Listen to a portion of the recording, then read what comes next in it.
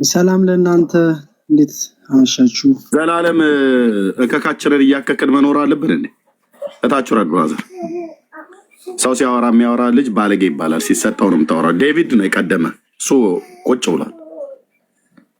እና ሾኪንግ ነው ብሎ ያለው ለዛ ነው። እኔ የወንጌል አገልጋዮች ተሐድሶች የሚሆናችሁ ገበሬው ላይ ነው መስራት ያለብን። ወደ ገጠሩ ነው መሄድ ያለብን። ወደ ገጠሩ እውነቴን ብዬ የምላችሁ ወደ ገጠሩ ነው መሄድ ያለብን።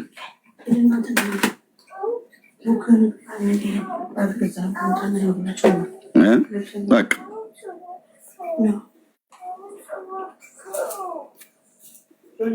በግዝት አታስፈራረም። ኧረ ወግድልኝ የሚልህ ከዛ በኋላ ወግድ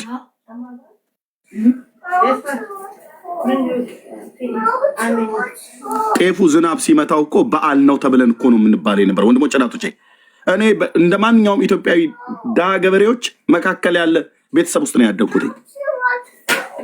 ስንዴያችንን እንዳናጭድ እኮ ዋግና አረማሞ እንዲመጣው እንዳናርመው ዋግና አረማሞ እንዲመጣው ቀልደኛ ስንዴ በኩንታል ተሰፍቶልህ አዲስ አበባ ሲመጣ ነው አንተ የምታየው። እኛን ከገጠር አርመን አጭደን ወቅተን አበሳችንን ጠብሰን አንተ ፉርኖ ዳቦውን ስትገምጥ ነው የምታውቀው። ስንት ሚሊዮን ኢትዮጵያውያን ይራባሉ በገጠር እና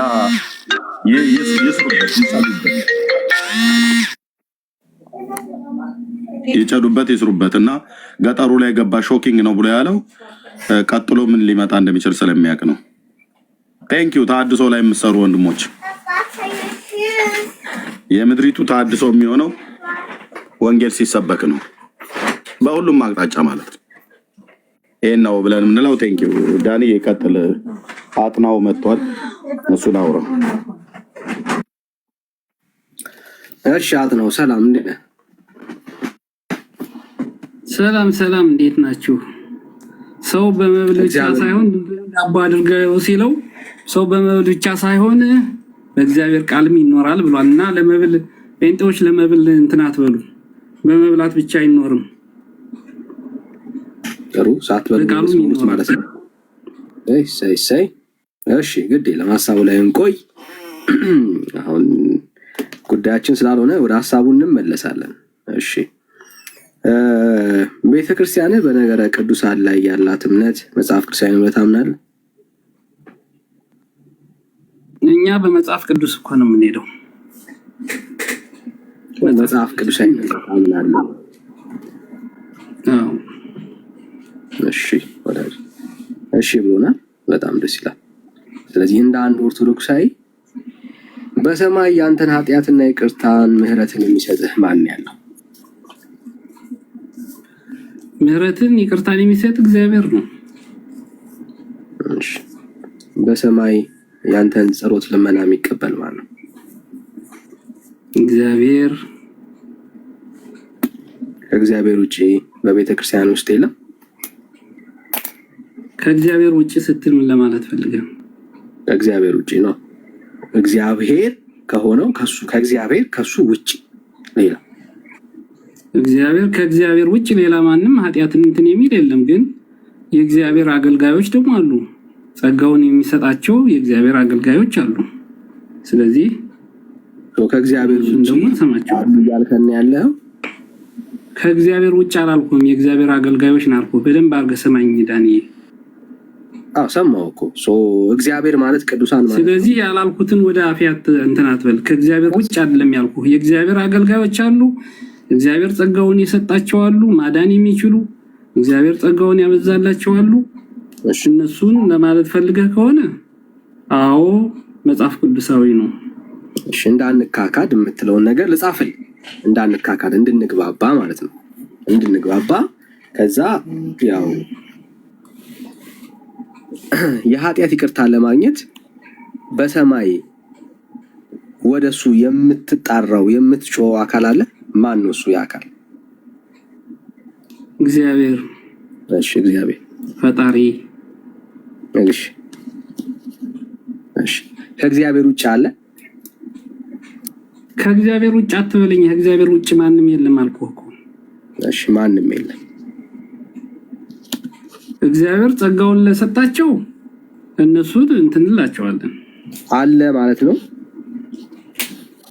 አዎ ጸጋ አለ ማለት ነው። ጸጋ ይበዛላቸው አሉ። እግዚአብሔር የሚሰጣቸው ከእግዚአብሔር ሌላ ወደ እነሱ አለ። ከእግዚአብሔር ሌላ ቅድም የለም ብለህ ነበርና የአቋም ለውጥ አመጣሁ አለ ማለት ነው። የአቋም ለውጥ አይደለም፣ በደንብ አድርገህ ስለማትሰማ ነው። እሺ ደግሜ ልጠይቅ፣ በደንብ ስማኝ። ለኃጢአት መንጻት ወደሱ ወይ ደግሞ ወደሷ የምትጮህ በሰማይ ያለ አካል አለ ወይ? ለኃጢአት መንጻቴ እግዚአብሔርን ጠይቀዋለሁ።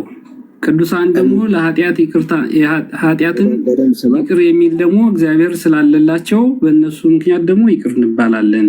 ይሄ ደግሞ መጽሐፍ ቅዱሳዊ ነው ነው ማለት። በደንብ ስማኝ፣ ጥያቄን በደንብ ስማኝ። ለኃጢአት መንጻት ወደ ሰማይ የምትጮህለት የምትጣራው በሰማይ ያለ አካል አለ ወይ? አዎ እግዚአብሔር አለ አልኩህ እኮ።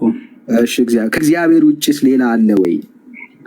አዎ እርዳታ ምልጃ ከሆነ ኦኬ። አዎ አለ። አዎ አለ አለ። አሁን እሺ ቀደም ብሎ ነበር። ምን ነበር ያልኩህ? አዎ አለ ስልህ ምን ነበር ያልኩህ? ቀደም የለም ማለት ጻፈው እንጂ አሁን ያልኩህን አዎ አለ ብዬ ምንድን ነበር ያልኩህ? ለጠየቅኩ ጥያቄ ተመሳሳይ ጥያቄ የጠየቅኩ አዎ አለን ያልኩህ። ምልጃ አለ አላልኩም? አዎ አለ ምልጃ አለ አላልኩም? አዎ ብቻ ያልኩትን ለምን ቆርጠህ ትጽፈዋለህ? ለምን አጽፈው ምልጃ አለ ያልኩህን? ዞዳጄ ጥያቄ የምንለምናቸው ምልጃዎችን አማላጆች አሉ ያልኩህን ለምን አልጻፍከውም? ምልጃም ይሁን ምንም ይሁን በሰማይ የኃጢአት ስለዚህ የምትፈልገውን ብቻ ነው የምትጽፈው ማለት ነው። ስደረባ ብራዘር፣ ሰው ይስማ ብራዘር። በሰማይ ደግሜ እጠይቃለሁ፣ በሰማይ ያንተን ኃጢአትና ይቅርታን ልመናህን የሚቀበል ይቅርታ የምትጠይቀው አካል አለ ወይ ስለ አዎ አዎን አለ አልከኝ። ምን ነበር ያልኩህ? አዎን አለ ብዬ ለጠየኩ ጥያቄ ነው አዎን አለ እኮ ያልከኝ ብራዘር። እኔ አንተ ስለምታወራው ለጠየኩ ጥያቄ አዎን አለ አይደለ ወይ ያልከኝ እኮ። ስለዚህ ምንድነው ያልኩህ? እኔ ከዛ በኋላ ምንም በከዛ እኔ ለጠየኩ ጥያቄ አዎን አለ ስትለኝ አለ ብዬ ነው የሚይዘው ማለት ነው። አዎን አለ። ስለዚህ የምትፈልገው እንጂ የምትይዘው እኔ የምናገረውን አትይዝም ማለት ነው። አንተ የምትፈልገው ብቻ ነው የምትይዘው። እኔ ምን ነበር ያልኩህ? ወዳጅ ይኸውልህ፣ ጥያቄ አንተ የምትፈልገውን የምታወራበት አይደለም። እኔ የምፈልገውን ጥያቄ ነው የጠየቁ በሰማይ። ስለዚህ አንተ የምትፈልገውን ነው እንጂ እኔ የምናገረውን አትጽፍም ማለት ነው።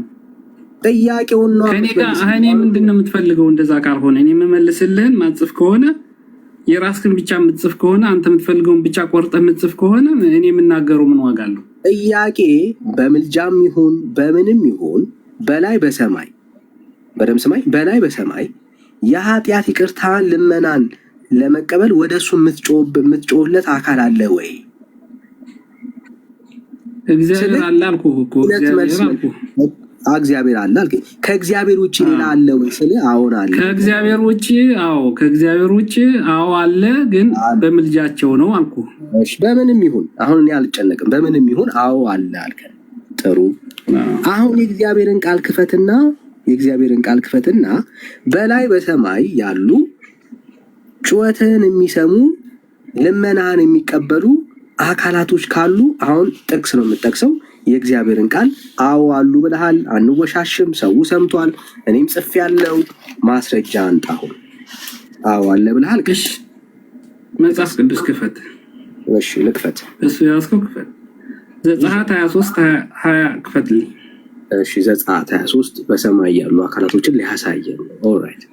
እሺ ዘጸአት 23 ክፈተውና እንየው። ልከፍትልኝ ዘጸአት 23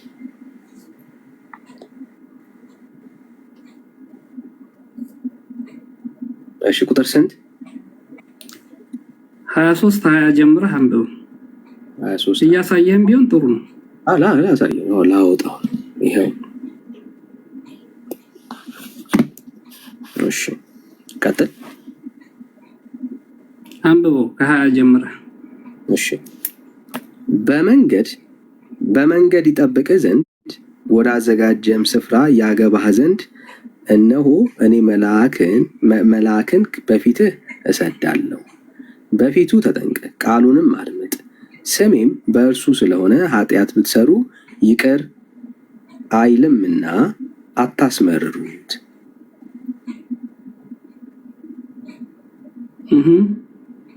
ይቀጥል ወይስ ኃጢአት ይቅር የሚል እግዚአብሔር ነው ወይስ መልአክ ነው? ወዳጅ የተጠየቀውን ጥያቄ አሁን እሱን በኋላ አስረዳለሁ። አሁን ጥያቄውን እንዳትረሳ። በሰማይ ላስታውስ፣ ጥያቄው በሰማይ ኃጢአትን የሚያስተሰርይልህ ይቅርታን የሚቀበል በሰማይ ያለ አካል አለ እያልከን ያለው አሁን የጠቀስከውን ክፍል አወራ። አሁን ያመጣሁልህ ምን ነው የሚለው ጥያቄ አይደለም። አሁን የምጠይቀን ይኸው አነበብኩልህ፣ ይኸው አስረዳ። ወደ እሱ ጮኸ ኃጢአቴን ይቅር በል የምትለው ሀሳብ ካለ ይኸው አብራራ። ይኸው ኃጢአት ብታደርግ እያለ ነው አይደል? በፊቱ ኃጢአትን አትስራ ካደረክ ግን ይቅር አይልህም እያለ ነው። ይቅር ማለት ደግሞ የእግዚአብሔር ነው አይደል? እንዴት ለመላክ ይቅር ማለት እና ያለ ማለት ስልጣን ተሰጠ? ይሄ መልአክ ማን እንደሆነ እናስረዳለን። ተምረህ ትወጣለህ። አሁን ጥያቄው አሁን ከጠየኩ ጋር ነው የምታያይዘው። በሰማይ ያለ አንተ ጸሎትና እኮ መልአኩ በሰማይ ያለ አይደለም እንዴ? መልአክ በሰማይ አይደለም እንዴ ያለው? አትደረብ አብራል፣ አትደረብ ብራዘር።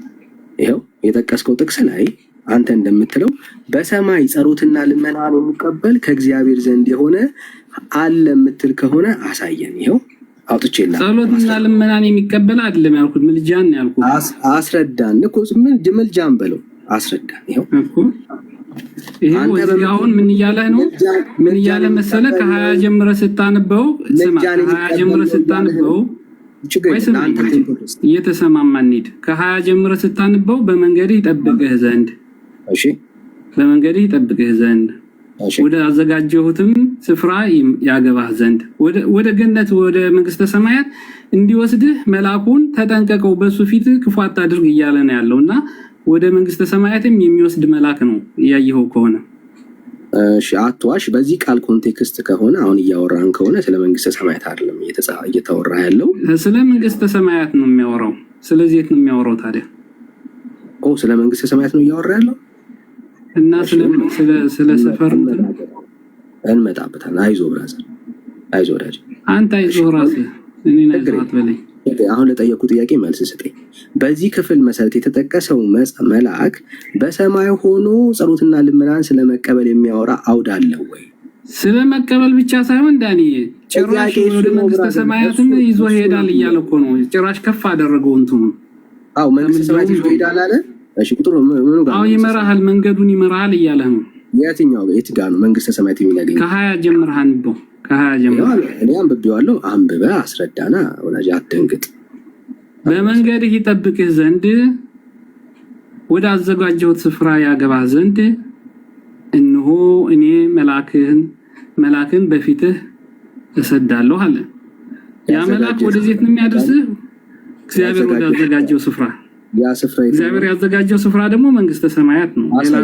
ያዘጋጀው መንግስተ ሰማያት ነው።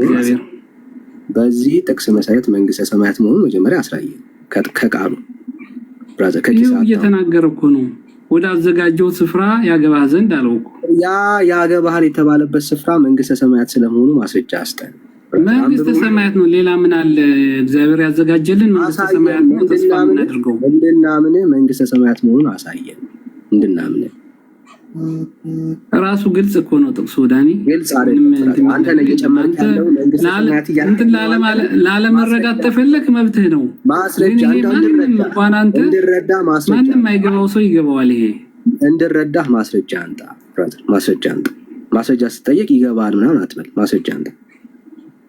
ይኸው እግዚአብሔር ያዘጋጀልን መንግስተ ሰማያት ነው። እኔ ሌላ አላውቅም። አንተ ሌላ ያዘጋጀልን ማስረጃ አንጣ ማለት ትችላለህ።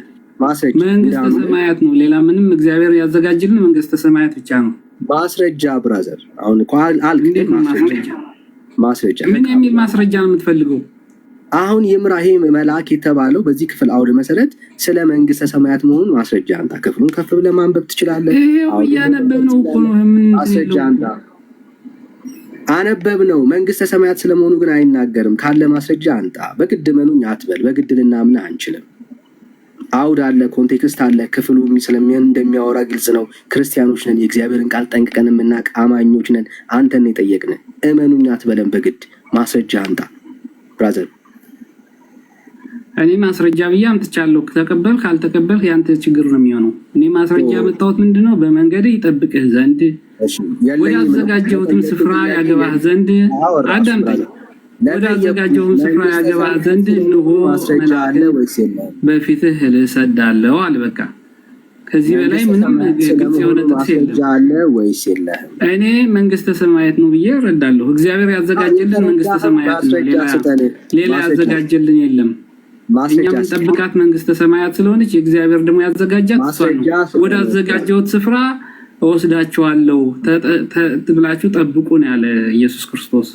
ወደ አዘጋጀው ስፍራ የሚወስደን ሲመጣ በማቴዎስ ወንጌል 31 ጀምረ ስታነበው ወደዛ ቦታ ሊወስደን ሲመጣ ማቴዎስ 25:31 ሲከፈት አይዞ ብራዘር አሁን ስለሌላ አሁን ከፈተው ማቴዎስ 25:31 ከፈተው ላይ ወእግዚአብሔር ቃል ላይ እንደናንተ ቤት ተቀጥፎ ስለማይካሄድ ይሄው ከፈተውና ነው ማቴዎስ 31 ማቴዎስ 25:31 ከፈተ አትደረበ ጠይቀኛል አይደል? ማስረጃ ወደዛ ልምራ መጀመሪያ የሐሰት ወሬ እንዳወራህበት እንየው።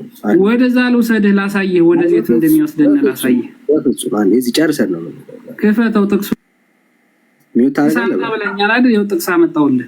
ገና ነው አይጠቀስከው ጥቅስ ማስረጃ ውሸት እንደሆነ ለህዝቡ አሳይተን ነው የምናልፈው እኮ። እዛ በኋላ እኔ ያመጣሁት ማስረጃውን ማቴዎስ 25:31 ክፈትና ከዛ በኋላ ማስረጃውን የኔ ማስረጃ ትክክል እንዳልሆነ ታሳየኛለህ። መጽሐፍን ጨርሰን ነው የምንሄደው። አንዴ ቅድም ማስረጃ አምጣ ስትል አልነበረም? አያለኝም በግድ መኑኛል። ምንም እንደሌለ ለህዝቡ አሳይተን ይሄው አመጣሁልህ። አሁን ታላመጣህ አልከኝ፣ አመጣሁልህ። ይሄው እሺ፣ አውቀህ ነው ክፈተው። አውቀህ ነው 31 አኩል እንሂድ ነው። አሁን መጀመሪያ ይሄንን እንጨርስ ብራዘር፣ አሁን እንጨርስ መጀመሪያ። ምን ብለን እንጨርሰው? ምን ታርግ? ምንም ቃሉን ራሱን እንደማታውቀው አሳይቼ ከዛ እንሄዳለን። ኦኬ፣ ያው መጀመሪያ ማስረጃ ይናሳይና እዛ በኋላ አንተ ታስረዳኛለህ። እሺ፣ ከዚህ በኋላ ካወራ ያው ታች መሞረድ ፈልገህ ነው። ታች ወርደን ያው ከዚህ በላይ መለመን ስለማይጠበቅብን ማለት ነው። ኦኬ፣ በዚህ ክፍል ላይ እየተወራ ያለው ስለ መንግስተ ሰማያት ነው ወይ? አይደለም ብራዘር፣ አለማወቅህ ነው። ስለ መንግስተ ሰማያት አይደለም። መልአክን እልካለሁ በፊት የተባለው ያ መልአክ ራሱ ማን እንደሆነ አሁን አንተ የሚመስልህ ገብርኤል ሚካኤል ነው እንደሆነ ነው የምታስበው። ያ መልአክ ማን እንደሆነ እንኳን አንደርስታንድ አላደረኩም። እሺ፣ ያ መልአኩ ሲላክ ምንድን ነው? ስለ መንግስተ ሰማያት ነው እያወራ ያለው።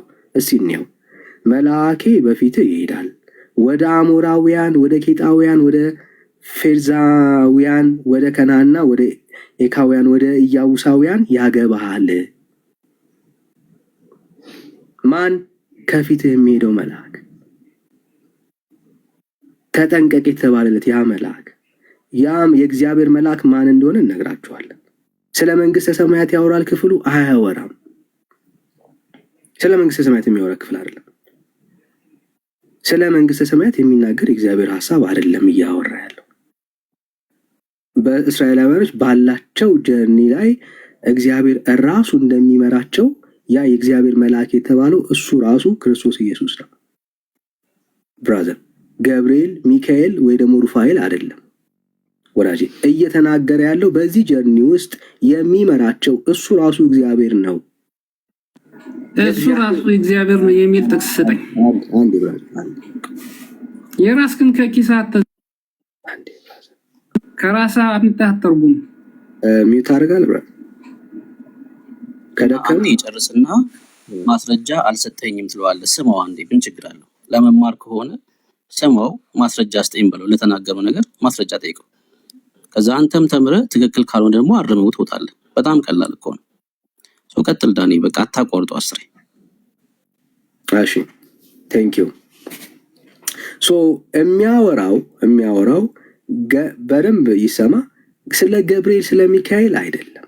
እየጠየቅንህ ያለ ነው። በደንብ አስተውል። በሰማይ ያንተን ጸሎትና ልመና ስለሚሰማስ መልአክ ነው ወይ ክፍል የሚያወራው? በጭራሽ በጭራሽ። የጠየቅኩ ጥያቄ ምንድን ነው? እንዳትረሳ። ልክ እንደ እግዚአብሔር በሰማይ ሆኖ ያንተንና ጸሎት ልመናህን በመቀበል የኃጢአት ይቅርታን የሚሰጥ መልአክ ወይ ደግሞ ቅዱሳን አሉ ነው ያልከው። አዎን አሉ ነው ያልከው ብራዘር። የለም አልክ፣ ካርከውና አሉ አልክ። በዚህ ክፍል መሰረት ሊትራል እንውሰደው ተባብለን እንሂድና ክፍሉን የምንረዳበት የራሳችን አውዳለን በማስረጃ ማለት ነው። አሁን ይሄንን ሐሳብ ክደህ ግን አይደለም ባመጣው ክፍል ላይ አንተ እንደምትለው ስለዚህ በሰማይ ስላለ መልአክ ያወራል ወይ? ጸሎትና ልመናን መስማት የዘላለም ሕይወት ስለሚያስገኝነት ኮንሰፕቱ አውዱ ኃጢአት ይቅር አይልም ይልሃል። ኃጢአት ብትሰራ ይቅር ይልሃል። እዚህ ጋር አሳይ። አሁን ይቅርታ በሰማይ ያለ ምንድነው የሚልስካን አንዴ በሰማይ ያለ ጸሎትና ልመናን የሚቀበል የኃጢአትን ይቅርታ የሚሰጥ ይቅርታን የሚያሰጥ አለ ይልሃል ወይ? ይኸው ብራዘር አለ ይላል። ቁጥር ስንት ላንብብል? አንተ ያመጣው 21 እና 22 ነው። 21 እና 22 ይኸው በፊቱ ተጠንቀቁ፣ ቃሉንም አድምጡ፣ ስሜም በእርሱ ስለሆነ ኃጢአት ብትሰሩ ይቅር አይልምና አታስመርሩት ነው የሚለው።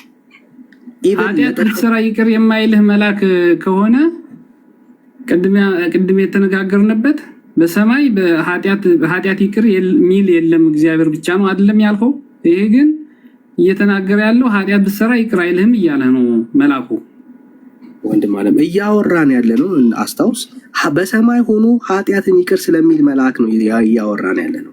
አትደበቅ እኮ ያን መልአኩ በሰማይ አይደለም የመጣው። መልአኩ ያመጣው ክፍል በሰማይ ሆኖ ኃጢአትን ይቅር ይልሃል ስለማለት አይደለም እየተናገረ ይሄ መልአክ አሁን እንትን የምትለው መልአክ በፊትህ ያለው መልአክ ስሙ የእግዚአብሔር ስም ያለበት መልአክ ኃጢአት ብትሰራ ይቅር አይልህም እያለህ ነው ያለው አይደል? አሁን እኛ ይቅር አለመባል አይደለም እያወራን ያለ ነው። ይቅር ስለማለት እና ታዲያ ስለምንድን ነው የምታወራው? በሰማይ ማለት እኮ የኃጢአት ብትሰራ ይቅር አይልህም እያለህ ነው አይደል? መልአኩ አሁን እያወራን ያለ ነው በሰማይ ሆኖ ኃጢአትን ይቅር ስለሚል አካል ነው እየተነጋገርን ያለ እኮ። መልአኩ ከምን ነው ያለ? ከሰማይ ነው ከምድር ነው ያለው? የትም ይሁን ኃጢአትን ይቅር ይልሃል እያለን ያለው እኮ። አሁን እሱ ላይ እኮ እያሳየህ ያለው በፊቱ ተጠንቀቅ፣ ኃጢአት ብትሰራ ይቅር አይልህም እያለህ ነው። ጥሩ እሺ፣ ሊትራል እንውሰደው። አሁን የአንተን አርጊውመንት እንውሰደው።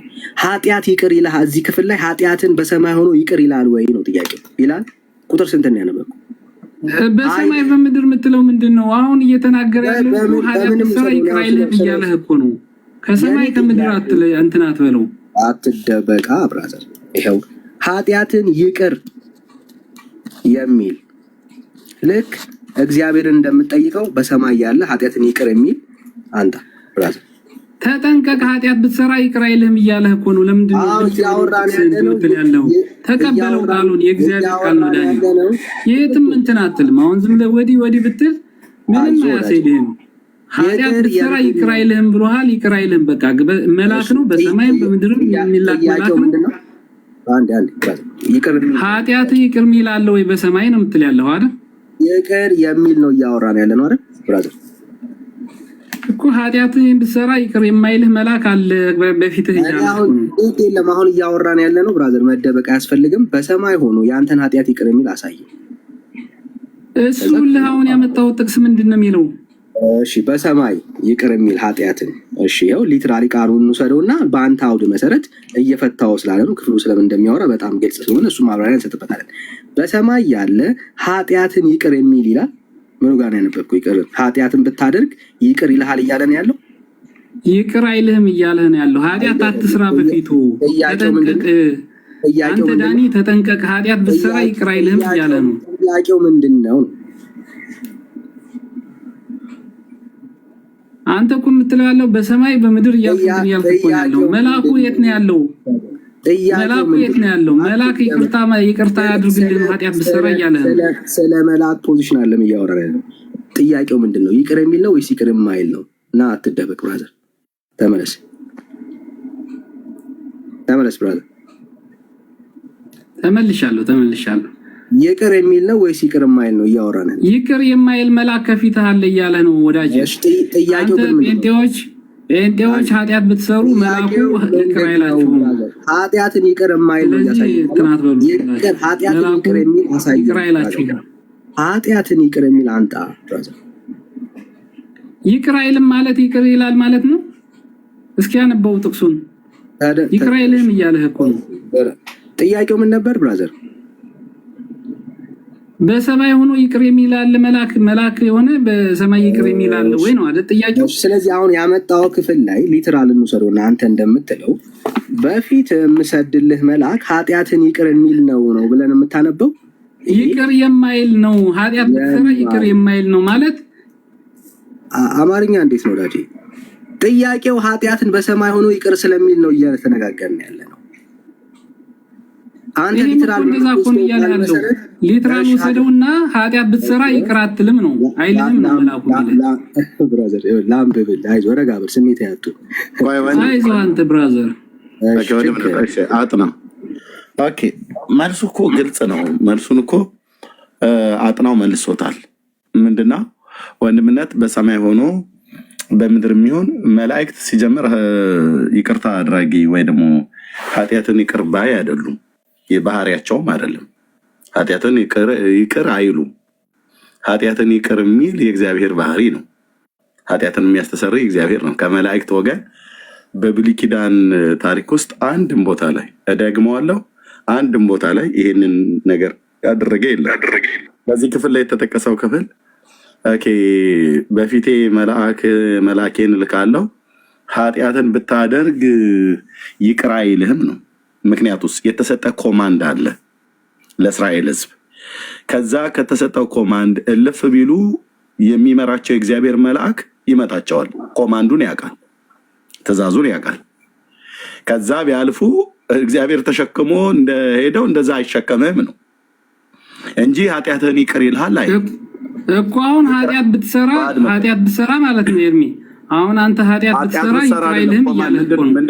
ምንድነው ኃጢአት የሚሰሩት? የእስራኤል ኃጢአት ምን ነበር? በምድረ በዳ ሲጓዙ ከኮማንዱ ፈቀቅ ማለት ነው አይደል? ከተዛዙ ከእግዚአብሔር ውጭ ከሆንክ ይቅር አይልህም እያለህ ነው እኮ። ሌላ ብራዘር አይልም መጽሐፍ። ከእግዚአብሔር ውጭ አይልም። ከኮማንዱ አለ ትእዛዝ፣ ህግ አይደል አይደል? የተሰጣቸው አጥናው ትእዛዝ ማለት ነው። ትእዛዝ ተሰጥቷቸዋል። እኔስ እያልኩ ያሉት እሱን እኮ ነው። ትእዛዝ ከእግዚአብሔር ትእዛዝ ስትወጣ ለእስራኤል ልጆች እየተደማመጠ ለእስራኤል ልጆች የተሰጠው ትእዛዝ ምን ነበረ? ለእስራኤል ልጅ ከእግዚአብሔር ውጭ ሌላ አታምልክ፣ ወንድምህን ውደድ፣ ብዙ ነገር 10 እንትኖች አሉ አይደል? ትእዛዛቶች። ከነሱ ራሱ ብትወጣ የእግዚአብሔር መልአክ ይቅር አይልህም፣ ተጠንቀቅ በፊቱ እያለ ነው። ኦኬ የወንድምነት ጥያቄ በሰማይ ሆኖ ኃጢአትን ይቅር የሚል አለ ወይ ነው ያንተ መልአኩ ይቅር አይልህም እያለ እኮ ነው። በሰማይ ሳይሆን አሁን እዚህ ላይ እያዘዘ ያለው ጥያቄው ሳይገባ እኮ ነው መልሰው። የወንድምነት ጥያቄ ምንድነው? ኃጢአትን ይቅር የሚል አለ ወይ በሰማይ ሆኖ ነው ያለ። አንተ ደግሞ መልአኩ ኃጢአትን ይቅር አይልም። ይቅር አይልም። ልክ ነው። ኃጢአትን ይቅር አይልም መልአክ። ምክንያቱስ የሱ ስራ አይደለም፣ አይመለከታቸውም። መላእክት ያንተን ኃጢአት ይቅር ማለት ይቅር ያለ ማለት አይመለከታቸውም። የተሰጠ ኮማንድ አለ፣ ትእዛዝ አለ። የተሰጠውን ትእዛዝ ከተላለፈ ይመታሃል ነው። በቃ ይሄ ነው ጌታ ለህዝቡ የተናገረ፣ ይመታሃል። ስለዚህ ይቅር አይልህም፣ ኃጢአት ከሰራህ ይቅር አይልህም እያለ እኮ ነው። እንደማመጥ እያዳመጥኩ እኮ ነው። ኦኬ ምህረተ ብዙ፣ ታጋሽ፣ ሩህሩህ፣ ባለ ብዙ ምህረት እግዚአብሔር ነው። እስራኤልን እግዚአብሔር ስለተሸከመው እንጂ ጌታ እንዳለው በመልአክ እጅ አሳልፎ ሰጥቶት ቢሆን በዳዊት ዘመን እንኳን በኢያቡሳዊ በኦርና አውድማ ላይ በአንደኛ ዜና መጽሐፍ ምዕራፍ 21 ላይ ያየ ነው። ኢየሩሳሌምን የሚቀስፉ እግዚአብሔር መልአክን ላከ ይላል። በዳዊት በደልና ኃጢአት ምክንያት ነው። ልብ በል። የተመዘዘ ሰይፍ የያዘ በኢያቡሳዊ በኦርና አውድማ ማለት አሁን ቤተ መቅደሱ የነበረበት መስጊዱ ያለበት ቦታ ማለት ነው። የኦርና አውድማ ነው የሚባለው። እዛ ጋር የተመዘዘ መልአክ የተመዘዘ ሰይፍ የያዘ መልአክ አየ ዳዊት። እግዚአብሔር ነው መልአክ ኢየሩሳሌምን ሊያጠፉ የላካቸው። አንድ መልአክ እግዚአብሔር ልኮት ሂድና አጥፋ ብሎ ወይ ይሄኛ ያሳዝናል ብለው የተዉት የለም። ትእዛዝ ነው። በትንቢተ ሕዝቅኤል መጽሐፍ ምዕራፍ 8 ላይ ልክ እንደዚሁ ኢየሩሳሌምን የሚያጠፉ መላእክትን እግዚአብሔር ላከ። አንደኛ ዜና መጽሐፍ ምዕራፍ 21፣ ትንቢተ ሕዝቅኤል መጽሐፍ ምዕራፍ 8። ብራዘር አንድም ቦታ ላይ ኃጢአት ይቅር ሲሉ አታይም። ኦኬ አጥፉ ብሎ ያላቸውን አጠፉ። በሰዶም በገሞራ ሄደው ከተማይቱን እንዲያጠፉ እግዚአብሔር ላከ፣ መልአክን አጠፉ። አንተን ኃጢአትን ይቅር የሚል መልአክ የለም። የወንድምነት ጥያቄ በመጀመሪያ ይግባህ። በሰማይ ኃጢአትን ይቅር የሚል ብሎ ሲልህ አንተ በምድር መተህ አታውራ። በምድር የምታወራ ከሆነ መልአክ መተው ለዳዊትም ለእስራኤልም አዝነው ሰይፋቸውን አልመዘዙም። ራሱ እግዚአብሔር ነው። አንደኛ ዜና መጽሐፍት ላይ አሁን በቃህ ሰይፍን ወደ እፎቱ መልስ አለው ይላል። የእግዚአብሔር መልአክ ማለት ነው። በቃህ አለው። እንደናንተ ገብርኤል ብላችሁ እንዳላችሁት አመፀኛ አይደለም። የእናንተ ገብርኤል ነው ያልኩት፣ ቅዱስ ገብርኤልን አይደለም። ሕማማተ መስቀል ላይ በቀራኒው መስቀል ላይ ተሰቅሎ ሳለ ጌታችን ኢየሱስ ክርስቶስ መላእክት በጊዜ ቀትር መጥተው ሲሰግዱለት ይላል ታሪኩ እና ሚካኤል አርመመ ወገብርኤል ተደመ አመሰቀልዋ አይሁድ ለእግዚእነ ብለው እንዲሉ አለና ሚካኤል ቆሞ ያደንቅ ነበረ። አምላኬን እንዴት እንደዚህ ርቃኑን ሆነው ይሰቅሉታል እያለ በፍጥረቱ እጅ እንዴት ይሰቀላል እያለ ተደነቀ። አርመመ ተደነቀ፣ ወገብርኤል ተደመ ተናደደ፣ ተቆጣ፣ ተበሳጨ። ከዚህ የተነሳ ሰይፉን አውጥቶ ሊወረውረው ሲል ተው ከቁጣ ታገስ፣ ሰይፍንም ወደ ሰገባ መልስ ብሎ ሲለው ጌታችን ኢየሱስ ክርስቶስ ያንተ ምሕረትና ቸርነት እስከ መቼ ነው ብሎ የጌታውን የኢየሱስ ክርስቶስን ትእዛዝ ንቆ ሰይፉን ቢወረውረው የቤተ መቅደሱን መጋረጃ ለሁለት ቀደደ ብላ እኮ የምትቀደድ ቤተክርስቲያን ናች በውሸት። በኢየሱስ ሞት የተቀደደን መጋረጃ ገብርኤል ስድቡን ምናምን ተውና አምላኬን ስትሳደቡ ሜዩት አድርግ። አንተ አይደለም የምን ስድቡን ተው ነው። አንተ እየተሳደብክ ነው ያለ። ዝም ብለህ ውሸት እየተሳደብክ ነው ያለ። ቀደዳ ውሸት ማለት ነው። ቀደዳ ማለት ውሸት ማለት ነው። ምንም ስድብ አሁን እንትን ሲልባችሁ ነው። እሺ ሜዩት ካላደረክ አስወርዳለሁ። በቃ ይሄ ነው። እንደዚህ ነው። መብትህ ነው፣ ማስወረድ ትችላለህ። ውሸት አመላችሁ ነው። ኦኬ ቀደዳ ተቀደድ ማለት ነው። ተቀደድ እታች ረድ ተቀደዱ። አትበጭረቅ አትቀደድ ይላሉ የሀገራችን ሰዎች። ማለት አትዋሽ ማለት ነው። ኦኬ አትዋሽ ማለት ነው። ገብርኤል በሰይፍ ቀደደ ብላ የምትቀደድ ቤተክርስቲያን ያንተ ቤተክርስቲያን ነች። የቤተ መቅደሱን መጋረጃ ገብርኤል ቀደደ ብላ የምትቀደድ ቤተክርስቲያን ኦርቶዶክስ ናት። የምትዋሽ ማለት ነው። እና በዚህ ቦታ ላይ ገብርኤል የኢየሱስ ክርስቶስን ትእዛዝ እምቢ ብሎ ያንተ ምሕረት እስከ መቼ ነው አላበዛውም አይነት ነገር ብሎ ሰይፉን ቢወረውረው የቤተ መቅደስ መጋረጃ ከላይ እስከታች ሲቀደድ ተቀደደ ብለው አሉ። እኔ የምልህ የቱ ጋር ነው እንደዚህ ተብሎ የተጻፈው? የትኛው ወንጌል ነው እንደዚህ ብሎ የጻፈው? ከአራቱ ወንጌላቶች ውስጥ አንድም አልጻፈም። የአንደኛ ዜና የኢያቡሳዊ ኦርና ውድማ ላይ ያለውን ዳዊት ያለውን ይኸው ነገርኩ። የሄዱና ግቡና ይሁት። በትንቢተ ሕዝቅኤል ላይ እግዚአብሔር ከተማይቱን የሚያጠፉ መላእክትን ላከ እና አጠፉ። መላእክት ኮማንድ ይሰጣቸዋል፣ ትእዛዝ ይሰጣቸዋል ከሰራዊት ጌታ ከእግዚአብሔር ዘንድ ሂድና ሰዶምና ገሞራን አጥፉ፣ እቺን ከተማ እናጠፋት ዘንድ እግዚአብሔር ልኮናል ነው ያሉት። እዛ ጋር ማነው ዘፍጥረት መጽሐፍ ምዕራፍ 19 ላይ ማንን ራርተው አዳኑ? ከዛ ቦታ ላይ ማንንም አላዳኑ። ሎጥን ብለህ ብትል የራራለት እግዚአብሔር ነው፣ ጻድቅ ሰው ነው፣ በዛ ይኖር ነበረ። የእግዚአብሔር መልአክ አስቸኩለው እጁን ይዘውት አወጡት ይላል። ጻድቁን ከኃጢአተኛ ጋር ሊያጠፋ እግዚአብሔር ፍቃዱ ስላልነበረ በሴሰኛ ኑሯቸው ጻድቅ ነፍሱን እያስጨነቀ ይኖር ነበር በመካከላቸው። ተጽፏል አዲስ ኪዳንም ላይ። የቱ ጋር ነው መልአክ የሰውን ኃጢአት ይቅር ሲሉ ያየኸው? ያለ ስራቸው ስራ ትሰጣላችሁ።